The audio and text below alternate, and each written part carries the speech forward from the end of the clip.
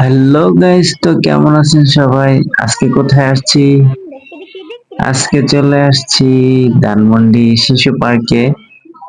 তো আমি এবং আমার ওয়াইফ, আমার শালিকা, আমরা তিনজন আসছি একসাথে। আজকে অনেক বেশি ঘুরবো ফিরবো আর এই পার্কটাকে খুব সুন্দর করে দেখবো।